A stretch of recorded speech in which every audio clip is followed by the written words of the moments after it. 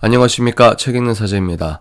여러분, 오늘은 헌법재판소의 탄핵심판 3차 변론에 윤 대통령께서 직접 나오셔서 출석해서 변론을 하고 설명을 하고 우리 국민들에게 간접적 인사를 하셨습니다. 그 모습을 본 제 개인적인 소견은 내가 뽑은 나의 대통령인데 불법 수사, 불법 체포, 불법 구속, 그리고 저런 모습으로 앉아 계신 이 상황을 화면으로 보고 아주 깊은 울분과 분노가 치솟았습니다.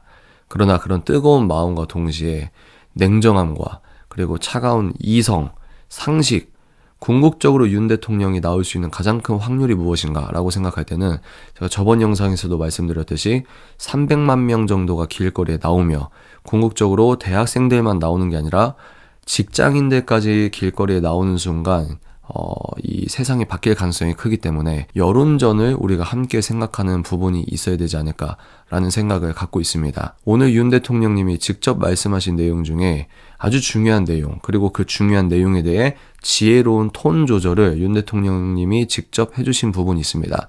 바로 부정선거 이슈에 관하여입니다. 애초에 부정선거 이슈는 박근혜 대통령이 당선되고 난 뒤에 김어준이 영화로까지 만들 만큼 좌파든 우파든 아주 뜨거운 논쟁, 팩트, 거짓, 음모론 이렇게 싸우고 있는 영역이기 때문입니다.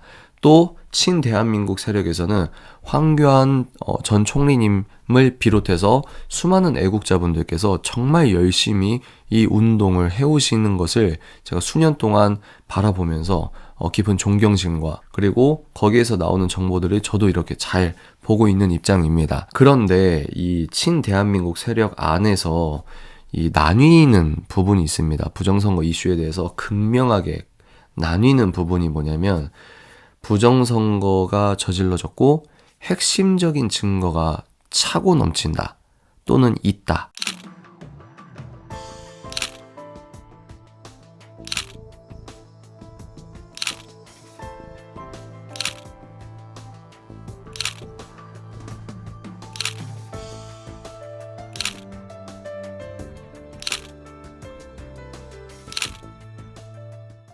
그래서 이 계엄령의 본질은 이 부정선거다. 그래서 이 부정선거를 우리가 결정적 증거를 밝혀내지 않으면 안 된다. 그러니까 이 계엄령은 부정선거 때문이다. 이렇게 로직을 이렇게 만드시는 분들이 계시고 또 친대한민국 세력에서 좀 더 다른 톤을 가지신 분들은 어떻게 생각을 하시냐면 부정선거든 부실선거든 무엇인가 문제가 있는 것은 확실하다. 그리고 선관위 자체의 문제점이 아주 많은 것도 사실이다. 그런데 부정선거가 저질러졌다. 아예 결론적으로 단정을 지은 다음에 결정적 증거가 있다 라고 해버리면 설령 결정적 증거가 없거나 또는 이번에 안 나온다 했을 때 우리 진영 자체가 함몰될 수 있는 가능성이 크다. 그러니 계란을 나눠 담는 차원에서든 또 같은 진영 안에서 부정선거에 대해 톤이 이렇게 저렇게 다 다르기 때문에 우리가 좀 더 보편적인 톤으로 올려야 된다라고 주장을 하는 진영이 또 있습니다. 모두 공통된 비전을 갖고 있는 분들입니다. 무엇입니까? 빨간 물결을 막자, 대한민국을 살리자. 그러면 이 공통된 비전에 있어서 그러면 어떻게 살릴 것이냐에 대한 방법론과 해석과 분석과 솔루션의 차이인데 이 같은 진영 안에서 부딪히는 게 훨씬 더 치열하거든요. 그런데 지금 나라가 넘어가고 있는 근본적인 위기 상황 속에서 이 두 가지 의견이 더 치열하게 대립을 하는 겁니다. 그리고 이제 대통령의 입에서 그리고 언론사의 입에서 공식적으로 부정선거라는 네 글자가 나와버렸기 때문에 어떻게든 이 부정선거에 대해서 다뤄야 된다는 거죠. 그러면 어떻게 싸워야 되는 것이냐?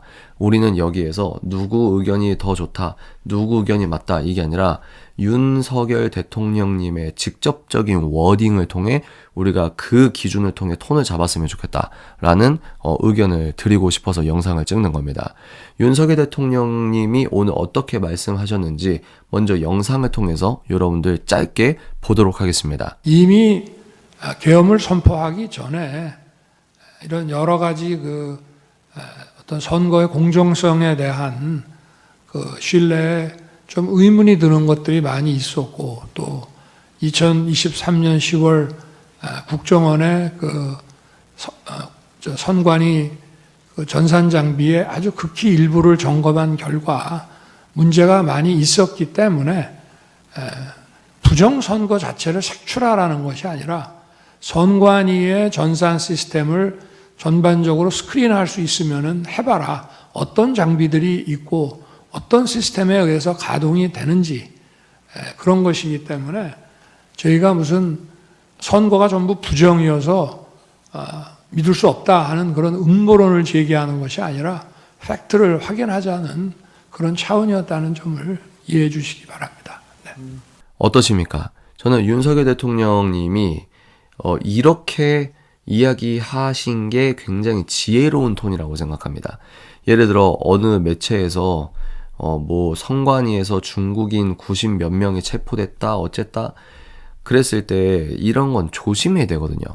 거기에 확 쏠리면 안 되거든요. 조금 더 기다려 봐야 되거든요. 왜냐면 야, 이 뉴스 봐봐 라고 했을 때 만약에 그것이 사실이 아니라고 이 거짓 뉴스라고 만약에 드러나 버리면은 그렇게 얘기했던 그리고 그 이전에 제가 얘기했던 친대한민국 세력이 얘기했던 어떤 논리의 신빙성 자체에 근본적인 타격을 받을 수 있기 때문에 이미 주한미군에서 선관위 중국인 99명 체포 보도는 완전 거짓이다. 이렇게 주한미군 자체에서 이렇게 나와버린 거예요. 그러면 MBC나 JTBC나 이 부역 세력들이 개떼처럼 달려들어서 완전히 또 잔치국수를 또 먹게 되는 겁니다. 파티를 벌이는 겁니다. 봐라, 쟤네들은 음모론자들이고 주한미군이 직접 얘기했는데 쟤네들은 거짓말하는 애들이고 저 극우 세력에게 대통령이 속아서 지금 우리나라 민주주의를 저 윤석열 대통령이 완전히 뒤엎으려고 했던 정신적으로 문제도 있고 술 취해서 계엄을 발표했고 말도 안 되는 극우 유튜버에 취하고 있고 이런 논리를 계속해서 밀어붙인다는 겁니다. 어젠더의 싸움이라고 볼 수가 있는 거죠. 그래서 윤석열 대통령은 오늘 여러분 방금 영상에서 보신 것처럼 직접 지혜로운 톤을 정리해 주셨다고 생각합니다. 저번 담화문에서도 딱 그 톤이 저는 좋았다고 생각했는데 워딩을 그대로 다시 읽어보겠습니다. 저희가 무슨 선거가 전부 부정이어서 믿을 수 없다라는 음모론을 제기하는 것이 아니라 팩트를 확인하자는 그런 차원에서 내가 선관위도 가보라 라고 했다라는 식으로 워딩을 이야기했습니다. 그러니까 무슨 말이냐, 상식 차원에서 의구심을 불러일으키는 딱 그 톤. 어제 전한길 선생님 영상에서도 선관위가 채용 비리도 너무 썩었잖아요. 한국의 모든 공기관 중에서 선관위처럼 썩어서 누구도 못 건드리는 저런 기관이 어디 있습니까? 그러니까 야, 모니터링 좀 해보자, 스크린 좀 해보자. 야, 이게 문제냐? 이 톤으로 가야 소위 말해 중도층 사람들도 아니 왜 저러지? 저 당연한 얘기인데 자기들이 자신 있으면은 저거 못 갈 이유가 뭐가 있어? 라는 식의 톤으로 우리가 설득을 할 수도 있고, 또 지금 이 상황에서 끝내 결정적 증거가 못 나오거나 안 나온다 할지라도 우리 진영 자체의 타격이 최소한으로 정리가 될 수 있는 톤이다. 저는 이렇게 생각을 했다는 말입니다. 예민한 주제인 만큼 대통령 본인께서 직접 이야기했던 톤으로 우리가 기본적인 전제를 잡으면 어떨까 싶습니다. 그러나 여기에서 또 하나의 판을 뒤집을 수 있는 변수가 무엇이냐면, 트럼프가 이제 당선이 돼서 오늘 행정명령 이제 본격적으로 밀어붙이기 시작했고, 부정선거에 대해서 이제 본격적으로 미국에서 다룰 가능성이 매우 농후합니다. 그러면 한국 판사들이 우물한 개구리처럼 판결을 하면 어쩔 수는 없겠지만, 미국의 초강대국 미국의 대통령과 정권 차원에서 부정선거를 다루기 시작하면은 우리나라에서 윤석열 대통령의 변호에서도 국제적인 당위성이 명분이 강하게 생기기 때문에 우리가 여기에서 무리해서 깊게 들어갈 필요는 없지 않을까. 시간에 따라서 결론입니다. 사법기관은 윤 대통령에 대해서 위법이다 불법이다 짓거리기 전에, 법치 운운하기 전에 이재명이나 빨리 구속하라.